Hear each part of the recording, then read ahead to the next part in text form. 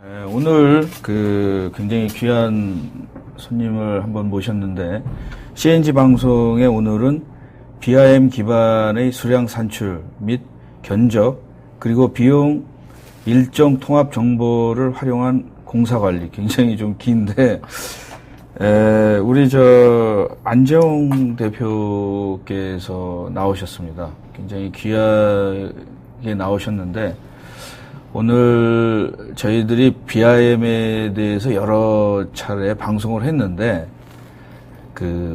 비용과 일정에 대해서 이제 중점적으로 하기는 이번이 처음입니다. 그래서 오늘 굉장히 좀 흥미로운 프로가 될 것 같고요. 네. 우선 안재홍 소장님에 대해서 좀 개인적으로 좀 소개와 회사에 대해서 좀 소개를 부탁을 드리겠습니다. 네. 안녕하십니까. 저는 유미드 시스템의 안재홍입니다. 오늘 이런 자리를 마련해 주셔서 대단히 고맙습니다. 저는 개인적으로는 건설 회사에 근무하다가 이제 이러한 정보 처리를 시작한 것은 올해가 28년 차 됩니다. 그러니까 8비트 컴퓨터부터 시작을 해서 도스, 윈도우, 그다음에 이제 환경이 바뀌어서 웹 환경 이런 식으로 쭉 따라서 왔습니다.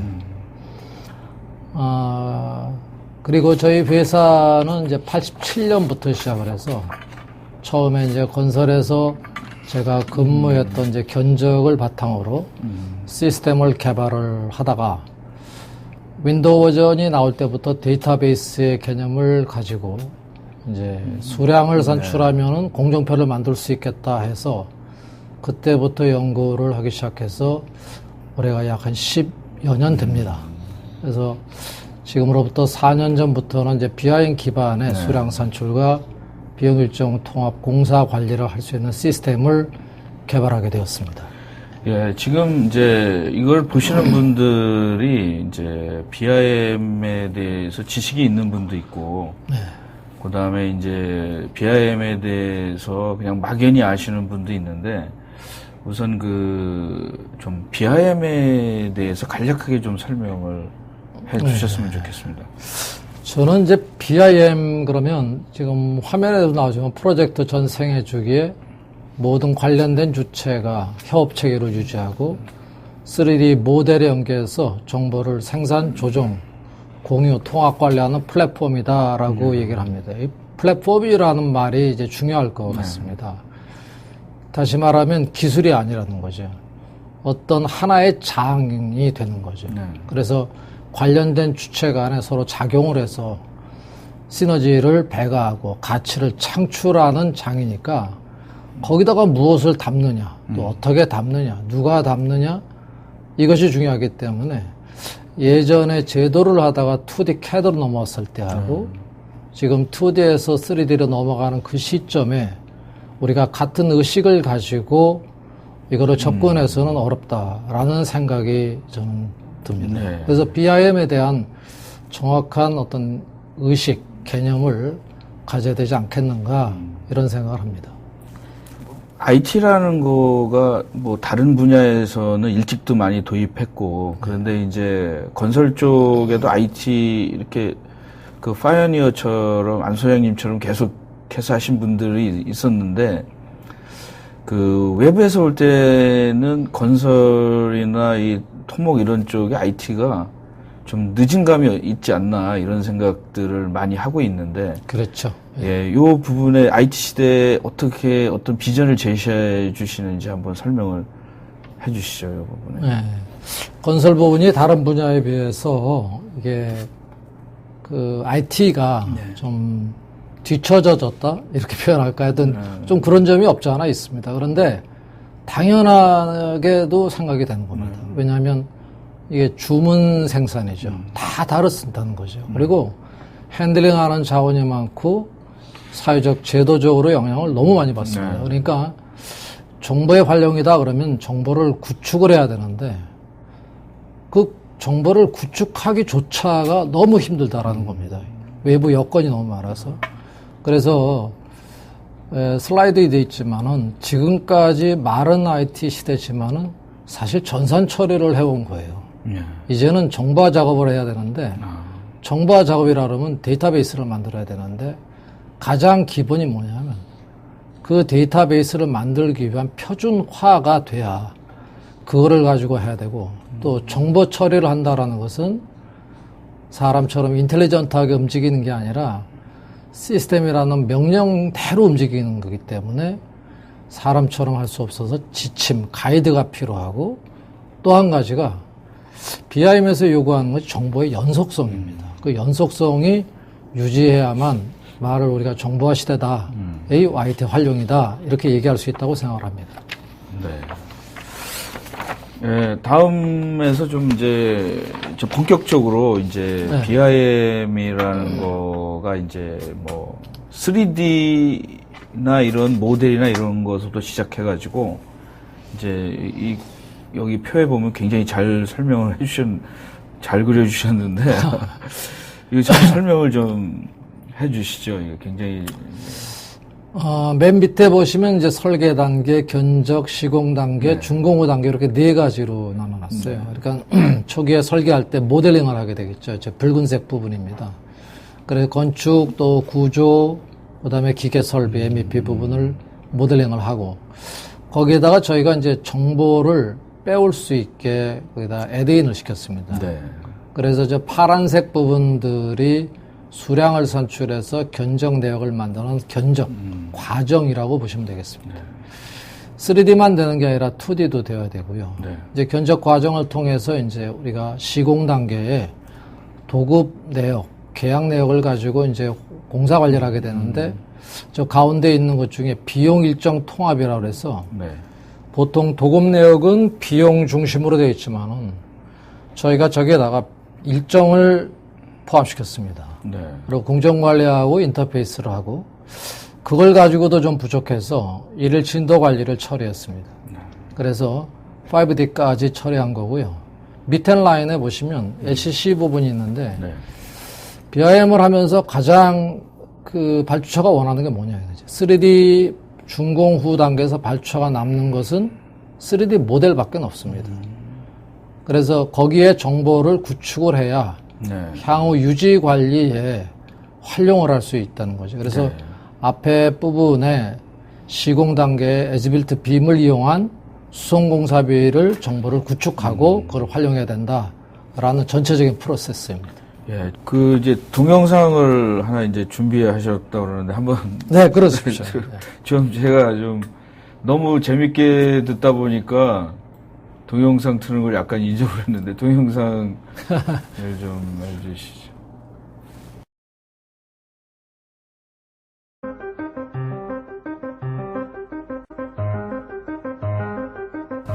이거는 한전 나주 사업에 대한 저희가 이제 계획 공정을 수립하고 시뮬레이션을 하고 했던 동영상입니다. 여기 오른쪽 하단을 보시면 저게 비용 일정 복합지수에서 언더밸류가 가능한 것을 보실 수 있고요. 4D, 5D 시뮬레이션인데 S커브가 있으니까 공정관리가 있다는 거죠, 지금. 그래서 지금 날짜가 변하면서 그날에 해야 될 일들이 올라옵니다. 그 다음에 이제 비용이 보입니다.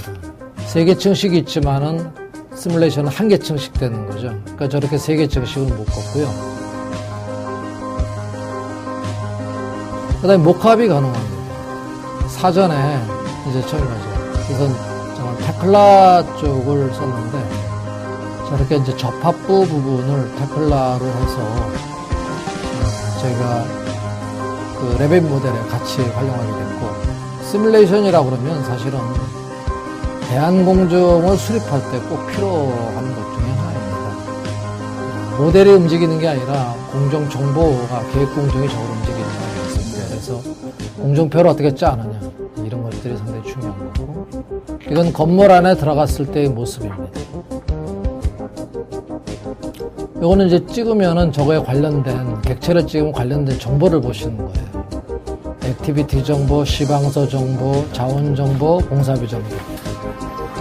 그래서 이제 저렇게 모델에 정보가 연결돼 있고 저거를 이제 활용을 했을 때 우리는 BIM을 이용한 시공 단계 활용을 할 수 있다라고 얘기할 수 있는 거겠죠. 요거는 이제 그 철골 구조물에 대한 건데 철근 콘크리트 공사까지를 연결을 시켜보고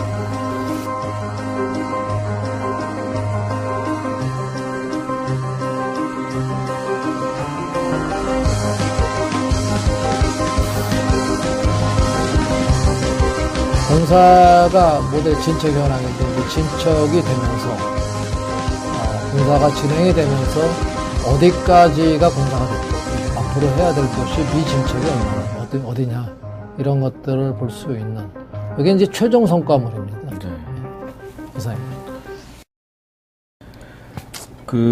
여러분들 동영상을 보셨죠? 이게 이제 미래 예측이나 뭐 이런 투명성이나 뭐 이런 거에 대해서 상당히 BIM의 정신이 굉장히 많이 들어간 것 같습니다. 이 자료를 이렇게 보고서 오늘의 가장 핵심이 되는 모든 게 이 한 장에 다 들어있다는 생각이 들더라고요. 그래서 사실은 제가 BIM에 대해서 많은 방송을 했었는데 이제 주로 기능이나 3D 뭐 이런 어플리케이션 쪽은 좀 그런 쪽을 강조를 많이 하지 않습니까? 네. 근데 상당히 시청자 여러분들도 요 부분에 요 장표가 굉장히 핵심인 것 같습니다. 제가 전체 프로세스가 들어있죠. 완전히 들어가 있어요. 근데 이제 BIM에서 결국은 가장 핵심은 어떤 비용이나 일정에 대한 예측이 가장 회사에서 원할 것 같은데, 왜냐면은 뭐 3D를 한다고 그래서 뭐 편한 점도 있지만 결국은 스테이크홀더 이해 당사자들이 원하는 거는 비용과 일정이 가장 핵심일 것 같은데요. 네. 지금 이제 소프트웨어를 개발하셨잖아요. 네. 근데 이게 어떻게 3D 모델을 어떻게 수량 산출이 가능한지 네. 좀 설명을 해주시죠. 우선 3D 모델이 어떻게 가능하냐라기 전에 우리는 이제 먼저 2D CAD하고 3D 모델에 대한 그 차이를 이해해야 된다고 생각합니다. 네. 개념적으로 아까 BIM을 개념적으로 먼저 이해를 해야 된다라고 말씀을 드렸는데 CAD로 활용을 하던 그때와 그런 개념을 갖고 3D 모델을 접하면 원하는 것을 자유롭게 할 수가 없습니다. 네. 그래서 제가 먼저 비교표를 준비했는데 환경은 2D 패러다임의 부분에 있어서 환경은 전산 기술이 바뀐 거고요. 이거는 플랫폼이라고 보시고 두 번째 단계는 CAD는 일종의 그리는 드로잉이라는 네. 거고 이건 모델링이라는 말을 쓰는데 모델링이다 그런다는 것은 저것도 그린다는 개념으로는 안 됩니다. 그렇죠. 정보 처리를 위한 드로잉이라는 거죠. 다음 단계로 넘어갈 수 있는 준비가 된 거여야 되고 그다음에 2D CAD는 정보 처리할 수단이 없습니다. 그 안에. 하지만 3D 모델은 있습니다. 3D 오브젝트 ID가 발생을 하고 또는 다른 어떤 모델 프로그램은 뭐 레이어를 쓴다든가 이렇습니다. 산출 행위는 사람이 하고요. 3D 모델은 정보 처리를 해야 됩니다. 사람이 하면 데이터가 발생을 하지만 정보 처리를 해야만 이 뒤에 활용을 할 수 있습니다. 처리 기준은 견적 기준이 있어야 되는데 아직도 2D CAD도 미비한 상태고 3D 모델은 지침이 있어야 되고요. 처리 과정은 정보 논리를 활용해야 되고 그 밑에 이제 중요한 것이 성과물 형태인데 2D CAD는 자료예요. 그러니까 그 다음 단계에 이제 재작업을 또 자기에 맞는 재작업을 해야 되는데 3D 모델은 정보를 구축해야 되는데 오른쪽에 보시면 WBS, CBS 통합 정보를 만들어야 됩니다. 그걸 가지고 그대로 재활용을 하는 거죠. 공사 관리 단계에서 비용 일정 통합 공정공사 관리를 할 수 있는 그래서 우선 2D CAD하고 3D 모델의 다른 점은 데이터이냐 데이터베이스냐 이것이 가장 큰 차이라고 생각해야 돼요. 좋은 말씀이십니다. 네. 그래서 이제 그에 대해서는 이제 수량 산출에 대한 재고에서 어떻게 연계를 해서 산출할 거냐. 그다음에 수량 산출을 하기 위해서 효과적인 방법이 무엇이냐. 그다음에 빔 기반의 각도 각 단계의 업무 활용을 해서 어떤 결과를 만들어낼 것이냐, 이 세 가지를 제가 설명드리고자 합니다. 다음 장. 우선 3D 연계 방안입니다. 아까 장표에서도 말씀을 드렸지만 모델은 저렇게 객체의 모음입니다. 객체가 조합된 거죠. 장난감으로 보면 레고 블록을 싸서 만들어 놓은 거라는 거죠. 그 하나하나가 오브젝트인데 ID 값을 가지고 있어요. 유일하게. 그런데 저희는 어떠한 기술을 가지고 있냐면 산출 과정에서 WBS하고 CBS를 통합하는 기술을 가지고 있습니다. 그래서 오브젝트 아이디하고 WBS하고 연결을 하는 과정입니다. 그러니까 설계 단계, 모델링 단계에서 견적을 위한 모든 일을 한다면 설계하시는 분이 그 영역을 어느 정도 넘어가셨다고 봐야 돼요. 그래서 상당히 어려운데 그 아이디하고 WBS하고 연계하기 있는 수단을 만들었어요. 그 밑에 보시면 SM이라고 썼는데 스탠다드 모듈 앤드 엘리먼트에서 그것을 연결을 해서 그 정보를 가져다가 정보를 돌려서 모델하고 같이 활용할 수 있게 한 겁니다. 그래서 그 다음 장을 보시면 이것이 이제 저희가 그 연계할 수 있는 그 체계, 그러니까 오브젝트와 WS하고 연계 체계를 잡아놨습니다. 조금 쉽게 말씀드리자면, 오브젝트는 모델링을 하기 위한 분류 체계입니다. 그럼 바닥이라는 분류 체계를 하나 같지만은 WBS 쪽에서는 바닥이 지붕도 바닥이 되고요. 지붕도. 그 다음에 구조 슬라브도 바닥이 되고 구조의 마감도 바닥이 됩니다. 그러니까 그거를 서로 나눠야 나눠서 연결을 해야 되기 때문에 그걸 그대로 갖다가 할 수는 없었다는 겁니다. 그래서 저희는 수량 산출을 위한 목적만이 둔 게 아니라 공사 관리를 위한 목적을 두고서 개발을 하게 된 것입니다. 네. 제가 이제 좀 질문이 하나 좀 드리겠는데요. 지금 이제 BIM이라는 어떤 소프트웨어 이런 것들이 지금 뭐 전 세계적으로 굉장히 많잖아요. 근데, 왜 이쪽에서는 그런 데에서는 이런 것들에 대해서 약간 왜 미비한 것이 좀 개인적으로 좀 말씀을 좀 해주시죠. 왜냐면 사람들이 너무 IT 쪽으로 접근을 해서 그런 건지 아니면은 무슨 CAD 쪽으로 너무 접근을 해서 그런 건지 좀 개인적으로 좀 한번 궁금합니다, 제가. BIM 소프트웨어 하시면 그 모델링 쪽 프로그램 쪽을 얘기하시나요? 아니면 전반적인 거예요. 저희가 외럽되지만은 저희가 이거를 개발했던 것은 해외하고는 다른 견적 체계를 가지고 있습니다. 그것이 가능하게 된 것은 이제 한글이라는 것 때문에 가능하다고 보는데 한글이 기가 막히게도 전산 환경에 정말 딱 맞는 언어입니다. 그렇습니까? 그리고 아시는지 아실 텐데 유네스코에도 세종대왕상이 있습니다. 한글이 전 세계적으로 가장 과학적인 언어다라고 그러는데 정말 전산 환경에 잘 맞습니다. 오히려 영어는 풀어쓰기라서 전산 환경에 맞질 않습니다. 그리고 견적 체계가 우리는 아주 상세하게 하기 때문에 아주 작은 단위의 정보를 구축할 수가 있었습니다. 그래서 저희가 해외보다도 더 좋은 조건을 가지고 있다는 겁니다. 그래서 가능했다고 볼 수 있습니다. 외국도 있지만은 체계가 다르기 때문에 서로 차이가 있고 그쪽은 아마 수작업을 병행하지 않으면 안 될 것 같습니다. 또 이제 3D 수량 산출 개념에 대해서 저도 이제 이 부분에 대해서 말들은 많았는데 정확하게 얘기들을 이렇게 공론화되지 않았는데 이번 기회에 굉장히 설명을 아주 명확하게 해주셔가지고 저도 이제 이해하는데 도움이 많이 되는데 이 부분도 좀 설명을 해주시죠. 그래서 3D 수량 산출이라는 말조차로 좀 바꿔야 될 것 같습니다. 빔 활용을 위한 수량 산출이다. 이렇게 좀 바꿔야 되겠고요. 그 다음에 3D에서 모든 게 산출되는 것은 아닙니다. 모델링에 이제 용량의 한계도 있고, 그래서 2D CAD로 인해서 사람이 판단해서 산출해야 될 부분이 있고, 그 다음에 3D 모델 부분을 넘어가면 3D 모델은 오브젝트를 그대로 쓰는 게 있습니다. 네. 그 다음에 오브젝트를 링크를 걸어서 쓰는 것도 있습니다. 쉽게 표현하자면 우리가 우산을 사지 우산살을 사는 게 아니고 우산 손잡이를 사는 게 아닙니다. 우산 손잡이나 우산 살은 하나하나가 다 객체입니다. 네.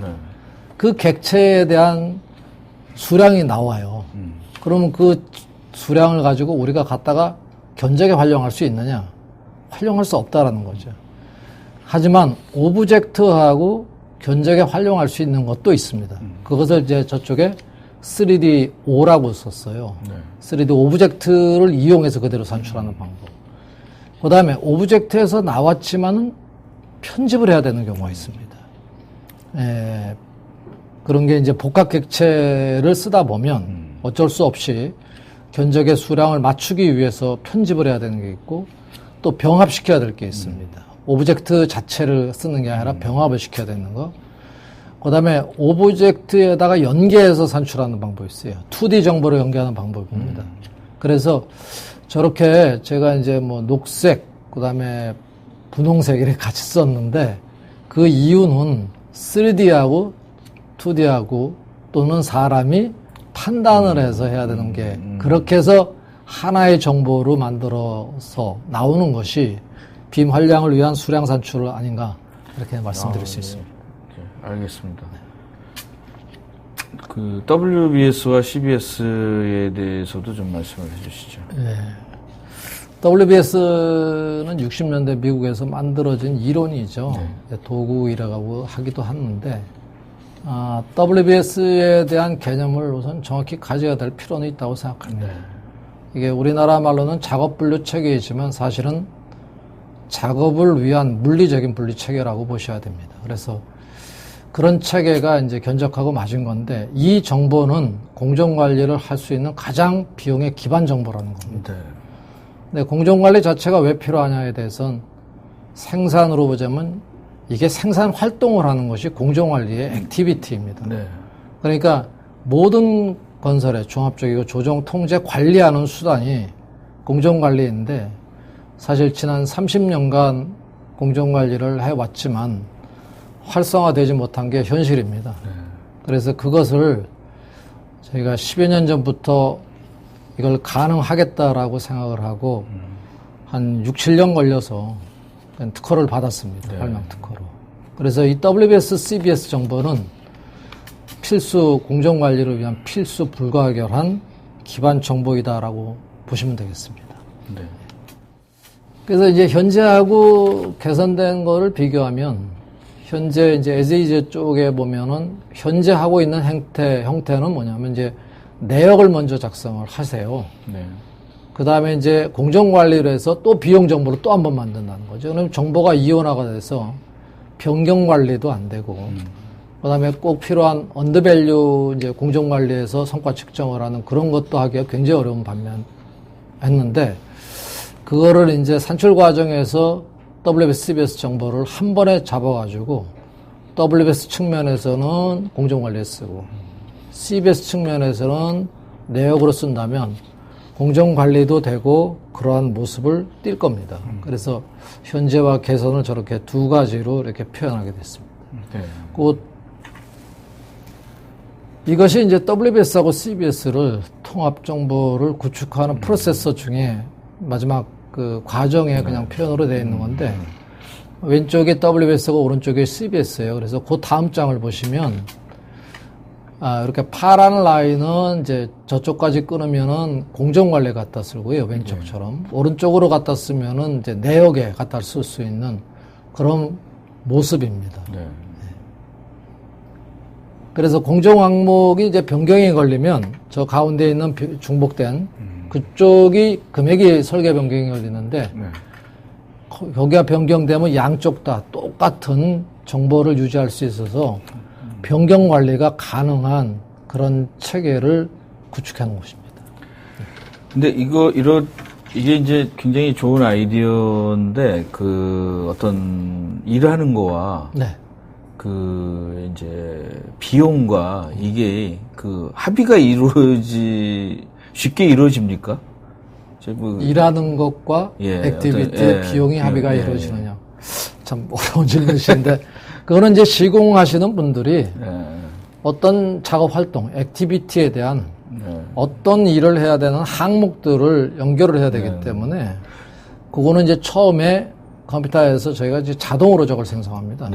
하지만 이제 기계가 시스템이 아무리 하더라도 저거를 100%를 맞춰내지를 못합니다. 그래서 저희도 상당히 힘들었던 것은 거의 90%까지는 만들어내지만 그 이후에 이제 일정 관리, 액티비티가 이제 현장 여건에 따라서도 변하고 또 여러 가지 상황에 따라서 변하기 때문에 그 일정 관리조차도 사람이 바꿨던 것을 저희가 정보 논리로 다 만들었습니다. 그러니까 예를 들어서 30층짜리다. 그러면 한 개층 콘크리트 타설하는 데까지가 한 개층 이렇게 구조물이 올라가는 게 약 한 7, 8일 걸립니다. 근데 액티비티가 가장 이상적으로 보는 날짜는 20일에서 25일이니까요. 세 개 층을 하나로 묶어야 되겠죠. 그래서 그런 것들, 몇 층에서 몇 층까지는 몇 개 층씩을 묶어서 하나의 액티비티를 만들어라.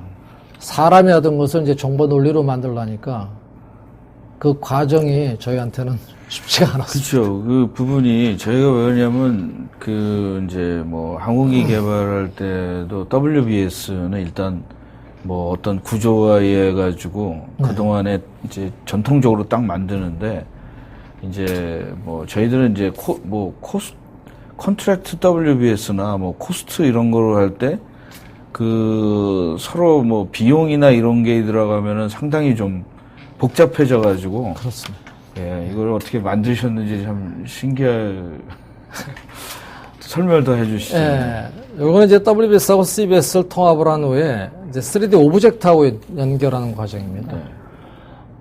맨 처음에 첫 번째 쪽에 있는 OB11이라고 쓴 것이 있는데 그게 한 객체가 2개 이상의 액티비티를 물고 있다라는 거죠. 그렇죠. 예컨대 이 바닥을 모델링하게 되면 이제 바탕 마감을 하고 최종 마감을 하게 됩니다. 그러면 이 바탕 마감하고 최종 마감의 시간의 차이가 있어요. 시공을 할 때. 하지만 모델링 할 때는 이 2개를 하나의 객체로 모델링을 합니다. 그래서 객체가 2개 이상의 액티비티를 물 수 있는 그런 구조를 저걸 개발을 한 겁니다. 그래서 오브젝트가 WBS하고 인터페이스 할 때 저희가 저와 같은 WBS, CBS 오브젝트까지 정보를 구축하게 됐습니다. 그러면 지금 이제 이 오브젝트가 대형 할 때는 이 오브젝트가 굉장히 많아질 텐데 약 조금 컸다 하면 100만 개도 될 수 있는데요. 모델링을 어디까지 할 거냐에 대해서는 저도 확실하진 않지만은 그 모델링을 딱 한 가지 말씀을 드릴 수 있는 것은 저희 경험을 비춰서 저희가 직접 한전 나주 사옥이나 지금 KDN 사옥을 수행을 하고 있는 중에 많이 느꼈던 것은 모델링을 많이 하면 할수록 오히려 정보는 틀릴 확률이 높다. 이렇게 생각을 합니다. 그래서 시각적으로 시각적으로 이렇게 구분할 수 있고, 시각화적으로. 그 다음에 정보 구축적인 정보에서 정확하게 정보를 구축할 수 있을 정도의 모델링 범위나 수준이면 좋지 않겠느냐. 그걸 아주 거의 안 보이는 작은 단위까지 모델링을 해봐야 그게 무슨 시공 단계 의미가 있겠냐. 그것은 유지관리 단계에서 하는 게 훨씬 더 좋은 활용 목적에 따라서 해야 되지 않겠느냐. 이런 생각을 합니다. 이 오브젝트가 예를 들어서 지금 이제 전체 오브젝트 완이 예를 들어서 벽면이라고 가정을 하면 그 안에 1-1, 1-2는 그 오브젝트를 WS의 관점에서 그 오브젝트를 이렇게 추리 구조로 만드신다는 겁니까, 이게? 예를 들어서 커다란 벽 안에 네. 창문도 있고 네. 뭐 여러 가지 이런 그 거기에 포함된 오브젝트가 있을 거지 네. 않습니까? 네. 그런 걸 해서 이제 큰 오브젝트에 그 밑에 수많은 오브젝트를 저는 이제 어떤 관점에서 추리 구조를 하는데 예를 들어서 뭐 기계 같은 경우에는 같은 어셈블리 안에 오브젝트가 밑에 여러 개가 있거든요. 근데 이제 건축 같은 데서는 어떻게 이거를 스탠다드로 분류를 하는지. 오브젝트에 대한 스탠다드 분류는 잡을 수가 없고요. 오히려 WBS 스탠다드를 가지고 있어요. 양쪽 다 스탠다드가 없으면은 이거는 일이 해결이 안 되는데 한쪽이 돼 있고요. 네. 저런 모습이 지금 화면상에는 저런 모습이지만 사실은 액티비티가 여러 개의 오브젝트를 잡고 있습니다. 네. 왜냐하면 오브젝트는 벽면이라 하더라도 이 벽하고 같은 공간에 있는 벽이라 하더라도 이 벽하고 이 벽은 다른 오브젝트 아이디를 갖습니다. 그래서 오히려 액티비티가 여러 개의 오브젝트를 가지고 있다라는 개념으로 표현하는 게 맞겠습니다. 네. 그러면은 이제 예를 들어서 빔의 3D 모델링하는 소프트웨어의 오브젝트와 네. 그걸 이 소프트웨어의 오브젝트와 이제 매핑을 하는 겁니까, 그러면요? 아닙니다. 산출 과정에서 저걸 자동으로 다 잡아냅니다. 네. 뭐 제가 아직 이쪽 분야에 잘 몰라서 좀 저거를 하나하나 어떤 과정에 네. 사람이 들어간다면 네. 거의 불가능한 일입니다. 네. 오브젝트가 그러면은 커다란 건물 같은 데는 아까 말씀하신 대로 몇십만 개, 몇백만 개. 예. 그러면 DB도 굉장히 대형화해야. 그렇죠. 저희가 한번 해봤던 게 용량이 2기가까지 돌아가니까 지금 아주 고사양에서도 아주 힘들게 돕니다. 그래서 모델의 어떤 범위나 수준도 반드시 좀 줄여야 된다. 그러니까 어느 단계에 활용을 할 거냐. 그 다음에 그 단계에서는 뭐를 필요로 하느냐. 어떤 목적을 명확히 하고 그 목적에 맞는 범위나 수준을 정해놓고 시작을 해야지. 그러지 않고 모델링을 위한 모델링을 한다 그러면 그 뒤에 이 벌어지는 일은 상상을 못 할 겁니다. 예, 저도 이제 좀 이쪽 분야에 보니까 이제 기계 같은 데는 파트나 이런 거가 아무리 복잡해도 한계가 있는데 네. 이제 건물이나 이런 거는 어디까지 할 것인가 그거가 결정돼야 될 것 같습니다. 요 특허를 받으셨다고 그러는데 요거에 대해서 좀 설명해 주시겠습니까? 네, 저거는 2007년에 받았습니다. 12월 달에. 일찍이 이제 데이터베이스의 개념을 가지고 수량 산출을 하면 공정관리의 비용 정보를 만들어낼 수 있겠다고 가정을 했습니다. 그래서 그때부터 한 6년, 7년 정도 걸렸습니다. 하지만 2007년에 받았지만은 이게 활성화가 잘 안 됐어요. 네. 그때는 이제 공정관리 자체가 건설에서 받아들이기가 어렵고 사실 현장에서 일일이 일정 관리 해가면서 한다는 게 어렵기 때문에 그때 당시에 특허를 받았지만 활성화되지 못하다가 3D 이제 BIM이 되면서부터 요구하는 것이 45D인데 그게 바로 일정입니다. 네. 비용 일정입니다. 네. 그래서 지금 이제 요구하시는 쪽이 많고 지금 그렇게 된 상황입니다. 예, 사실은 굉장히 앞서가셨는데 어떻게 이렇게 결국은 시장에서 요구하는 상황이라는 거가 이렇게 딱 맞은 것 같습니다. 여지껏 어떤 소프트웨어적으로나 이런 거가 3D를 넘어서 4D, 5D 이런 얘기들이 이제 이론적으로도 많이 해갖고 제시를 했지만, 네. 실질적으로는 좀 보여주는 것들이 별로 없었어요. 네. 여지껏. 그래서 오늘 굉장히 좋은 경험이 되고 있는데, 그러면은 이제 기존 방식과 이제 이 소프트웨어를 사용해서 개선된 방식에 대해서 네. 이제 좀 정리를 네. 좀 해주시죠. 앞에 이제 발명 특허를 받았다고 하는 말씀을 드렸는데요. 지금까지 해오던 공정관리 방법하고 또 구축을 하고 해던 방법하고 개선된 방법에 대한 설명을 하려합니다. 처리 방법은 지금까지는 시공계획위에서 액티비티를 생성을 했기 때문에 일정 정보를 먼저 처리했고요. 그 다음에 나중에 비용 붕괴, 물량 붕괴라는 용어를 써서 비용을 처리를 한 겁니다. 그래서 일정 비용의 방식으로 해왔습니다. 그런데 저희가 바꾼 것은 비용 일정 방식으로 바꿨습니다. 그러다 보니까 정보의 형태는 CBS 따로 있고 WBS 따로 있는데 저희는 WBS, CBS 정보를 한 번에 가지고서 다 운영을 하는 겁니다. 비용 정보에 있어서는 물량 붕괴라는데 정말 많은 시간과 노력을 듭니다. 수작업으로 다 하는 거예요. 아주 굉장히 힘든 작업이 이제 여기 세 번째 있는 건데 저희는 산출 과정에서 저거를 한 번에 다 구축을 합니다. 약 시간적으로 보면은 막 3개월을 몇 시간 안에 다 처리한다고, 몇 시간, 며칠 안에 다 처리한다고 보시면 되고요. 크게 말하자면 6개월짜리를 한 일주일 내로도 처리할 수 있다. 이렇게도 표현할 수 있습니다. 네.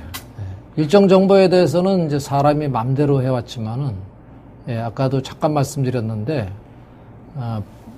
이게 이제 비용 처리하고 일정 처리를 했기 때문에 사람이 개입이 안 됩니다. 정보 논리로 써야 되기 때문에 저거를 만드는데 아주 힘들었습니다. 보통 많이 힘든 게 아닙니다. 그러다 보니까 이제 그 뒤부터는 변경 관리도 되고요. 그 다음에 진도 기성의 언더밸류도 가능하고 BIM까지 적용을 가능하게 했던. 그래서 이제 기존 방식하고 이제 개선의 방식을 크게 보면 일정 비용이냐, 비용 일정이냐 이렇게 보시면 되겠습니다. 네.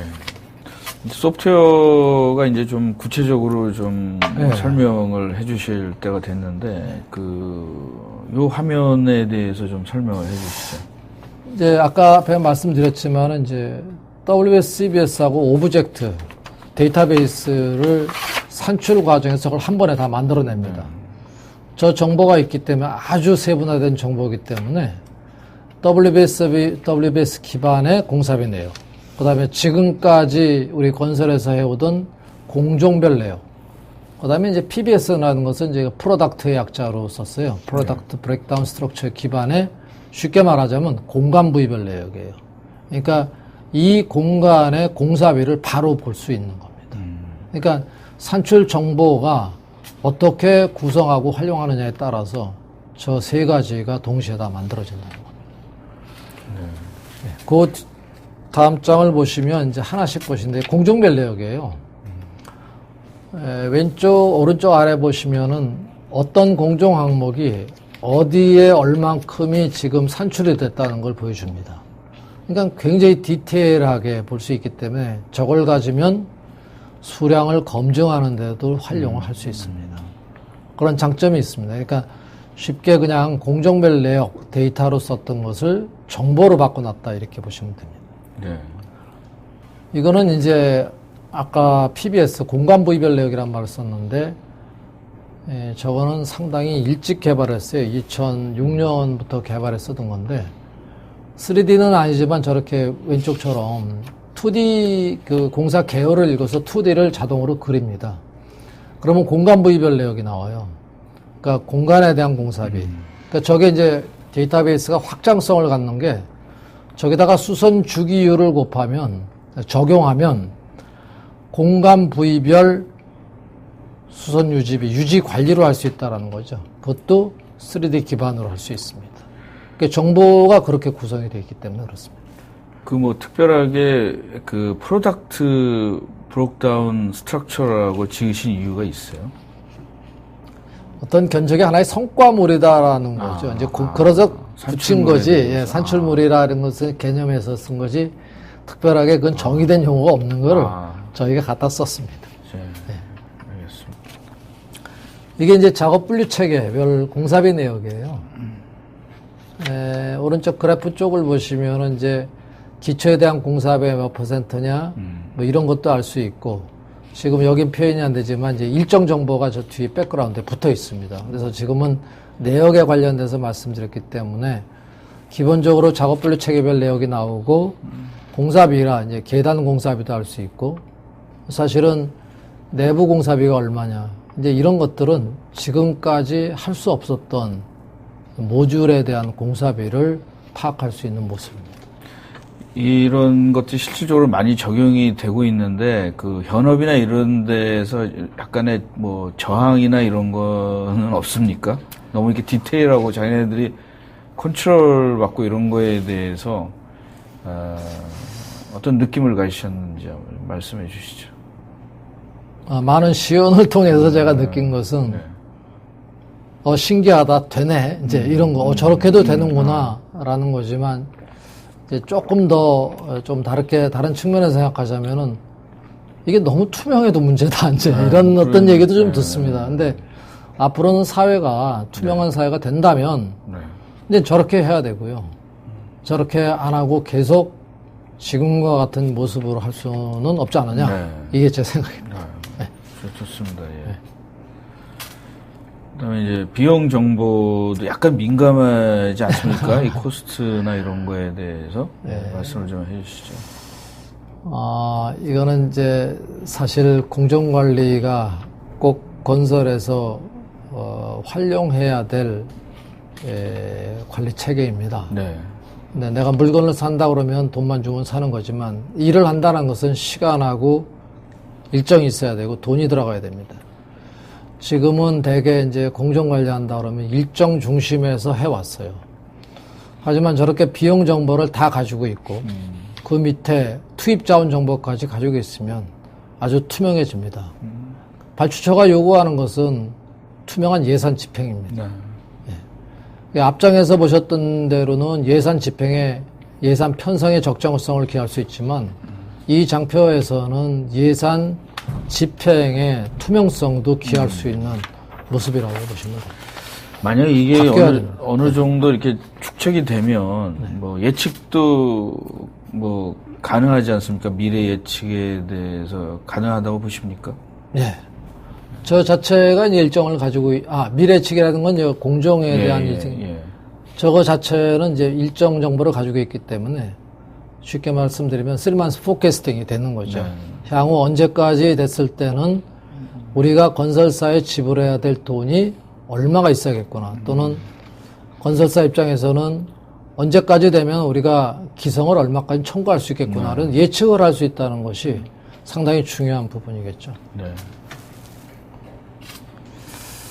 이거는 이제 기간별 추입 차원인데 아까 일정이 있었기 때문에 저거는 1위 대가에서 이렇게 단위 가격에서 풀어내면 일정별로 들어가는 자원 투입 계획을 세울 수 있고요.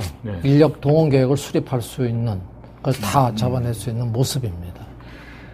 공정 진도에 대해서도 좀 말씀을 해주시죠. 공정 진도는 저희가 이제 기법이 여러 가지가 있습니다만 이거는 이제 월 단위로 끄는데 쓴 겁니다. 그래서 월 단위로 해서 이제 all or nothing이라는 것과 actual quantity progress와 뭐 이런 것들을 썼는데 사실 이것보다 이제 그 다음 장을 좀 말씀드리겠습니다. 앞에 장까지를 개선을 했는데 이제 이 장에서는 도저히 저거 갖고도 힘들겠다라고 생각을 했어요. 그래서 이제 일일 진도를 쓰게 됐습니다. 저희가 이제 기반 기술은 WBS, CBS, 그 뒤에 이제 오브젝트 연계하고, 그 다음에 이제 담당자별, 오가니제이션 브레이크다운 스트럭처를 썼습니다. 그리고 일일 진도 개념으로 이제 진화되어 온 모습이다라고 보시면 되고요. 다음 장 보시면요. 일일 진도의 배경 및 구현 개념인데, 사실 이제 간단하게 설명드리자면은, 아직까지 공정관리나 이런 거에 실패를 너무 많이 해왔습니다. 사실은 이게 지금도 하고 계시다 하지만은 어려운 점이 정말 너무 많았어요. 그래서 구형 개념은 담당자별로 나누고 오늘 날짜로 또 나누면 작업 범위가 줄어든다는 거죠. 그래서 한 사람이 전체 프로젝트에다 공정관리를 해서는 어려우니까 분배와 취합이라는 방법으로 쓴 겁니다. 나눠서 일해서 취합을 하는 방법으로 썼고 제일 좋은 것은 진도와 기성을 편리하고 투명하게 할 수 있다는 것을 장점으로 들을 수 있습니다. 그래서 보시면 큰 저렇게 OBS로 여러 사람이 나눠서 일을 하고 오늘 날짜에 해당하는 것만 딱 빼온 겁니다. 그러면은 일이 액티비티가 1000개라면 담당자별로는 약 한 300개 되겠고요. 오늘 날짜에 걸린다면 뭐 3개, 4개만 일하면 된다는 거죠. 그런 개념입니다.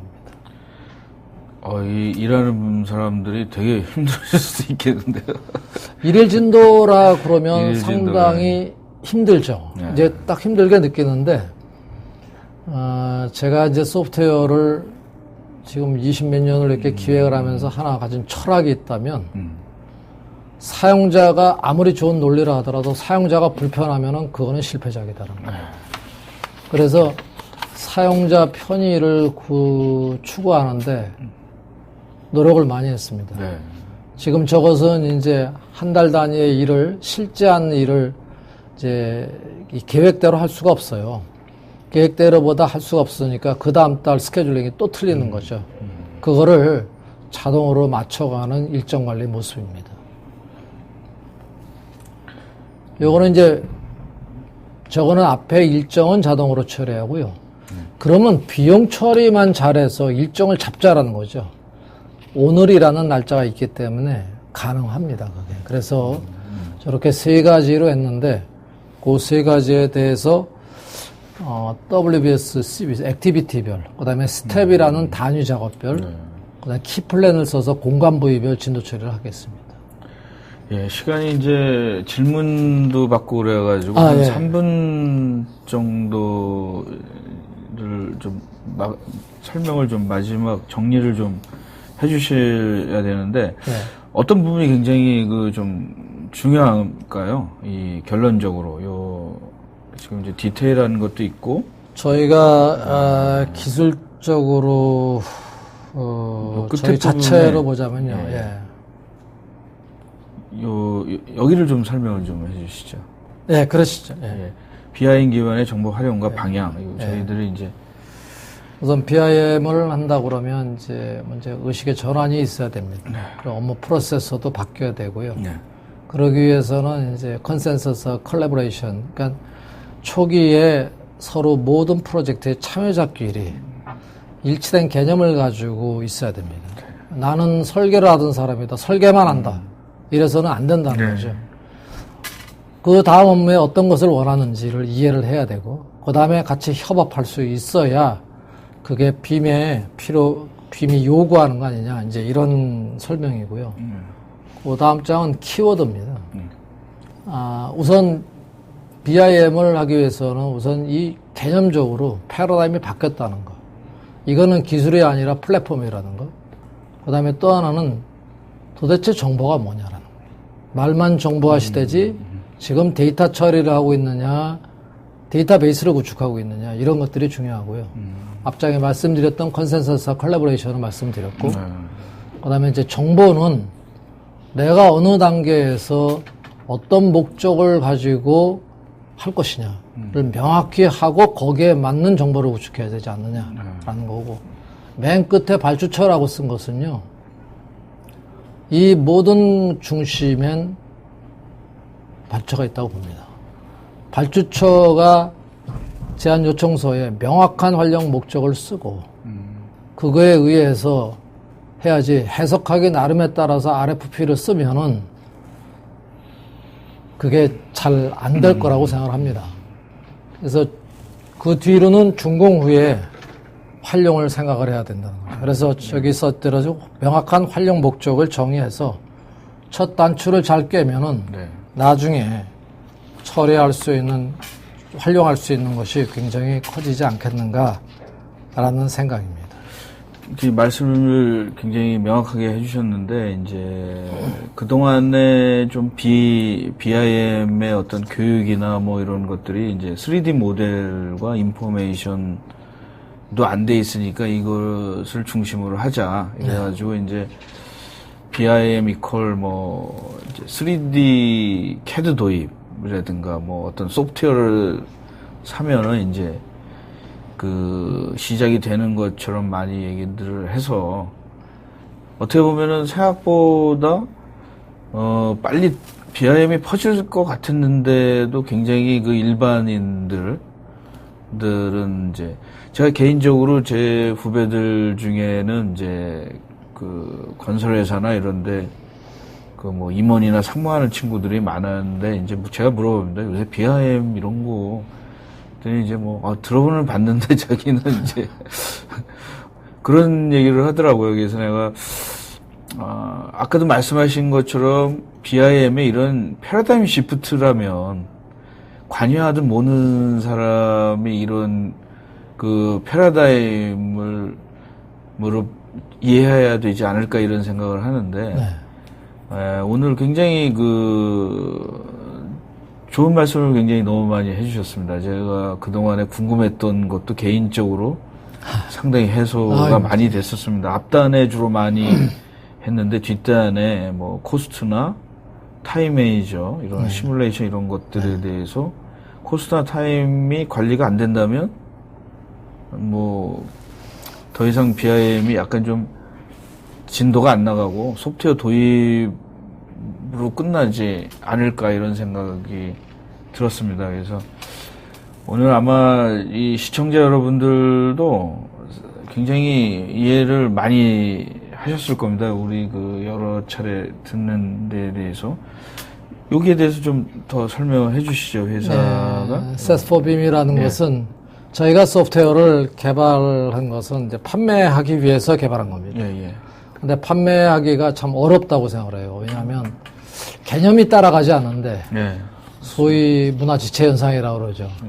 그러니까 물질 물명을 발달하는 반면에 비물질 문화가 따라오질 못해서 소프트웨어를 쓰니까 뭐가 안 되더라 이런 소리를 들을 것만 같은 거죠. 그래서 저희가 빔 매니지먼트 서비스 패키지라고 해서 컨설팅도 하고 교육도 하고 솔루션도 가지고 있고요. 그래서 용역을 하면서 이거를 해야 되지 않겠느냐라는 것을 착안을 해서 저 용어를 따서 SaaS4BIM이라고 그러고 저희 어떤 사업 영역이라고 보시면 되겠습니다. 뭐의 약자인지 좀 말씀해 주시겠어요? 컨설팅, 에듀케이션, 솔루션, 서비스 이렇게 해서 SaaS4BIM이라고 이렇게 이름을 붙여놨습니다. 사실 이 생산, IT 엔지니어링 쪽도 CAD를 팔 때는 굉장히 편했고, 이제 돈이 많이 벌었는데, PLM이나 이런 데는 이해시키기가 어려운 거예요. 그렇죠. 그래서 이제 이런 식으로 이제 많은 서비스를 시행착오를 무지하게 많이 한 거죠. 왜냐하면 소프트웨어를 그냥 팔면은 보통 이제 영업사원들은 이제 박스를 팔면 되는데 이런 솔루션들이나 이런 거는 서비스와 이런 것들 교육과 컨설팅 이런 것들이 이제 복합이 되니까 상당히 힘들어 하더라고요. 그래서 그렇습니다. 저희도 이제 100% 동감을 하고 이 부분에 대해서도 좀 설명을 좀 해주셨어요. 그거는 이제 앞에 썼던 내용들을 저희가 가지고 있는 기술들을 핵심 기술을 써놓은 거예요. 그래서 각각이 이제 가이드도 만들었고 객체 연계하는 방법이나 개발뿐이 아니라 그 관계도 밑에 이제 좀 이해도 하고 그래서 이러한 환경을 충분히 이해하고 개발도 했다라는 그런 얘기들이라고 보시면 되겠습니다. 저걸 일일이 다 설명드리기에는 조금 설명이 많을 것도 같습니다. 그러니까 이제 여기 보시는 분들 중에 관심이 있으신 분은 이제 안 소장님을 만나면은 이제 해결이 될 것 같습니다. 특히 정부 쪽이나 이런 공공기관 쪽에는 꼭 필요한 솔루션인 것 같습니다. 그래서 투명하고, 그 다음에 이제 이런 것들이 필요한, 저는 하여튼 이걸 하면서 굉장히 BIM에 대해서 후속 부분에 대해서 되게 명확하게 개념이 들어왔습니다. 저는 개인적으로. 그저 제가 궁금을 이제 좀 PLM 중심으로 이렇게 생각하다 보니까 사실 저는 어디 가서 이제 BIM이 PLM의 걸 많이 따왔지만 앞으로는 PLM이 BIM의 패러다임을 앞으로는 많이 따올 거다 이러고 많이 다니거든요. 왜냐면은 사실은 PLM에서 이런 코스트나 일정 이런 부분들은 굉장히 약해요. 그래서 왜냐면은 그 건물이나 이런 것만큼 복잡하지 않거든요. 네. 그 생산 제품은 일단 하나의 그 어떤 스탠다드를 딱 만든 다음에 찍어내는 거기 때문에 네. 그 앞에 부분은 좀 복잡하지만 뒤에 부분은 되게 간단한데 같은 프로세서로. 예. 네. 복제거든요. 근데 이제 플랜트나 이런 거는 자기가 거기 가서 살아야 되고 네. 그러니까 굉장히 더 복잡하더라고요. 그래서 제가 언젠가는 이제 뭐 항공기나 이런 것도 그 제품이나 이런 거는 복잡하지만 사람이 들어가면서 사용하고 운영하고 이런 팩터를 보면 건물이 더 그 이런 건축 아키텍처가 더 복잡한 것 같아요. 제 개인적으로는. 그래서 굉장히 좀 그런 생각을 하고 있습니다.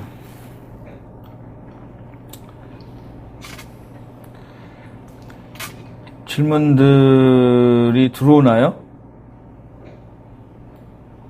이게 질문들을 한번 좀 보겠습니다.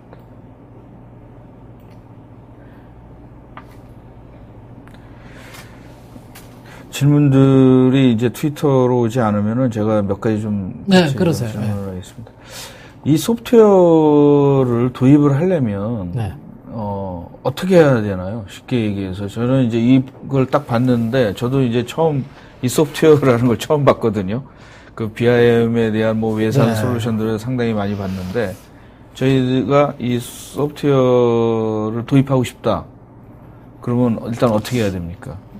우선 글쎄요, 어때부터 말씀을 드렸죠 모르겠는데 우선 BIM에 대한 개념이 우선 잘 있어야 된다고 생각합니다. 근데 사실 이게 쉽지가 않은 일이죠. 그래서 앞장에 지통협이라는 말을 썼었는데 그게 뭐냐면 나 혼자 일을 내 일만 하는 게 아니라 다른 연관된 업무를 해야 되는데 지금까지는 일방통행이었다는 겁니다. 그거를 남의 거를 이해하려니까 쉽지가 않았던 거죠. 그래서 알아야 통하고 통해야지 협력이 된다라는 네. 건데 그래서 저희는 용역을 한번 수행을 하고 교육도 하고 이런 거를 통해서 충분히 의식을 좀 서로 가지고 하면은 소프트웨어도 도입되면서 되지 않아요. 그냥 소프트웨어를 도입했다고 바로 쓰면 안 될 것 같다는 생각을 가지고 있습니다. 그러면은 이 회사에서 어떤 그 정기적으로 이렇게 사람들에게 세미나나 이렇게 이런 교육 과정들도 있습니까? 네. 전에 한 번을 그렇게 했고요. 네. 앞으로도 좀 진행을 할 예정입니다. 저희가 질문을 좀 이제 몇 개 하겠습니다. 그래서 이제 윤치경님께서 3D 프로그램과 호환되는 모델링 프로그램에 어떤 것이 있습니까? 라고 질문을 하셨습니다. 제가 질문을 한 거랑 비슷한. 모델링 프로그램이 여러 개죠. 네. 제가 하는 것도 몇십 개 되는 걸로 알고 있습니다. 한번 조사해 봤는데. 근데 현재는 레빗하고 인터페이스를 했습니다. 그리고 다른 어떤 것도 저희가 향후에 욕심이 좀 있죠. 네. 해외에서 하기 어려웠던 거를 저희가 해서 이제 그걸 욕심이 있어서 이제 뭐 다른 어떤 모델 프로그램하고도 앞으로는 할 텐데 아키캐드 같은 거는 이미 검토를 했어요. 가능하다는 거는 이미 판단을 했고 너무 한 프로그램도 지금 레빗도 저희한테는 연구할 게 많아서 아직 못하고 있습니다. 김우영님께서는 WBS와 CBS 연계 방법이 좀 불확실하게 설명이 된 것 같습니다. 양측 항목이 수천 개, 수백 개가 될 수 있는데 이 연계를 일일이 수작업으로 한다면 너무 많은 것 같습니다. 이 문제를 어떻게 해결을 하셨는지요? 설명이 된 것 같은데 이제 조금 더. 네. 그건 수작업을 한 게 아니라 수량을 산출하는 과정에서 만들어냈습니다. 그러니까 WBS는 프로젝트마다 만든다고들 생각을 하고 있어요. 근데 저희는 WBS를 템플릿의 개념으로 이미 가지고 있습니다. 그러니까 산출을 하면서 자동으로 거기서 제너레이팅이 되게 만들었기 때문에 수작업한 사항은 없습니다. 연결을 해서. 김영식님은 좀 센시티브한 질문인데, BIM 설계 투자 대비 프로젝트 비용을 얼마 정도 몇 % 줄 수 있습니까? 정확하게 어떤 질문인지. 그러니까 BIM을 하면은 얼마나 정량적으로 되냐 이거죠. 네.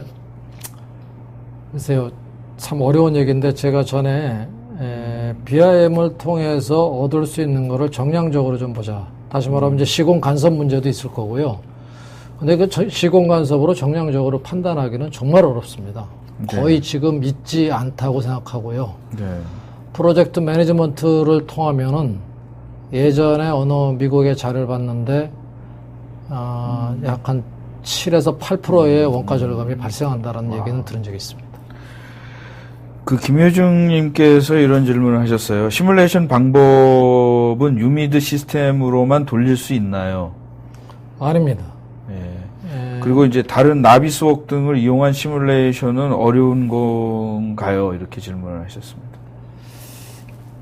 나비스웍스에서 시뮬레이션을 돌리면은 이제 객체하고 액티비티를 만들어서 사람이 연기하는 방법을 써야 되는데 네.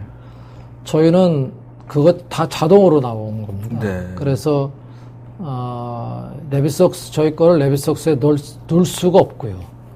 예, 저희는 저희 자체 엔진을 가지고 돌리게 만들어 놨습니다. 그 남동훈님께서는 BIM과 AR과 같이 접목해서 해보셨다면 하는 과정에 애로사항이나 문제점은 없는지요라고 질문을 해주셨습니다. 죄송하지만 AR이 뭔지를 몰라서. 오디오 쪽인가 본데 제가 뭐 나중에 저한테 네. 다시 연락을 주시면 예, 알고. 그 다음에 그 질문이 상당히 많으셨는데, 이훈구님께서는 현재 국가 정책이 건설 사업의 소프트웨어와 창조 경제 방향으로 가고 있는데, 개발하신 부분이 어떤 기여를 할 수 있는지에 대해서 좀 말씀을 부탁을 드렸습니다. 오히려 저희가 개발한 것을 저희 개인적으로는 국가가 저희 걸 좀 검토하고 정말 경쟁력을 가진 중소기업 협회라고 그러면 한번 해봤으면 좋겠다는 생각이 들고요. 네. 오히려 BIM 활성화를 위해서 국가가 해줘야 될 일이 있다고 생각합니다. 네. 저희가 실제 수행을 해봤지만 정말 많은 시행착오를 겪었습니다. 특히 이제 관행이나 제도에 이거를 좀 실용적으로 바꿔야 됩니다. 그러니까 제도를 위한 제도가 지금 우리가 정보 처리를 위한 발목을 잡고 있다는 겁니다. 예전에 그렇게 했다면 지금 정보의 연속성을 기하기 때문에 한 가지를 위한 제도 위반이 아니라 그게 향후 뒤에 어떤 영향을 미칠 건가까지를 생각한 제도가 위반이 돼야지 그렇지 않고도 하나의 목적을 가지고 했다가는 상당히 어려움이 앞으로도 BIM을 하는데 어렵고요. 표준화 부분에 있어서는 정부가 표준화에 대한 개념을 확실히 해줘야 우리가 정보를 활용을 해야 되는데 활용을 하기 전에는 구축을 해야 됩니다. 구축을 하려면 표준화가 따르지 않고는 구축을 할 수가 없습니다. 네. 각각의 정보보다는 그것이 하나의 정보로 구축할 수 있다면 활용이 커지는 건 당연한 겁니다. 그래서 저는 정부가 이런 측면에서 이런 기반 기술이 기반을 확보해주고 정보 처리가 이렇게 지침이나 규칙을 따라야 되기 때문에 정보 처리하는 것이 그런 거에 많이 좀 정립을 잘 해주셨으면 하는 것이 국가에 대한 바람입니다. 저도 이제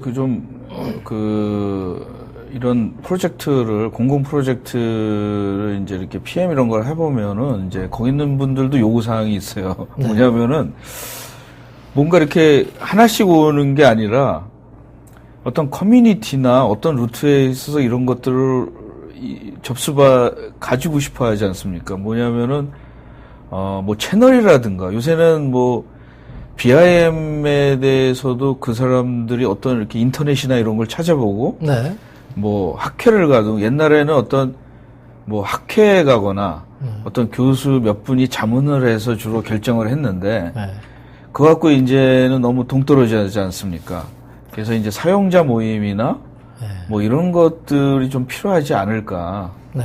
어떤 그 개인의 이익이 아닌 그 어떤 커뮤니티에서 이런 목소리를 내는 것이 좀 괜찮지 않을까. 저는 개인적으로 좀 그런 생각을. 저도 공감합니다. 절대적으로 필요하고요. 같은 일을 하는 쪽에 그보다도 BIM은 좀 다르게 얘기할까요? BIM이 우리한테 사람들한테 인간한테라 그럴까 도움을 준 거는 아주 그 휴먼 네트워크 범위를 넓혀줬다는 거죠. 그렇죠. 예. 왜냐하면 전 분야에 걸쳐서 이해를 해야 되기 때문에 서로가 서로를 알 때 그 시너지가 또 창출이 되지 않겠습니까? 그래서 그러한 커뮤니티라든가는 상당히 중요한 거라고 생각하고 대신 하나의 집중된 하나의 업무에만 집중된 커뮤니티보다는 서로 다른 사람, 직종이 모여서 같은 워크숍도 갖고 뭐 의견도 서로 나누면서 하면 좋지 않을까? 이게 제 생각입니다. 예. 오늘 뭐 굉장히 좋은 말씀 해주셨고 이것으로 이제 그 CNG 방송을 마쳐야 될 것 같습니다. 오늘 굉장히 나와주신 안 소장님 대단히 감사드리고 또 이 소프트웨어가 굉장히 대단한 소프트웨어인 것 같습니다. 제가 그 검토를 해보니까 그 BIM에서 가장 그 핵심인 그 코스트와 그 일정 이런 그 시뮬레이션을 하고 미래 예측을 할 수 있는 소프트웨어인 것 같습니다. 그래서 오늘 굉장히 저도 그 굉장히 많이 배웠습니다. 그래서 감사드리고 그 이것으로 그 방송을 마쳐야 될 것 같습니다. 그리고 그 설문조사가 있으시니까 거기에 대해서 참여하신 분들에게는 소정의 기념품을 드리겠습니다. 오늘 나오셔서 감사드립니다. 네, 감사합니다.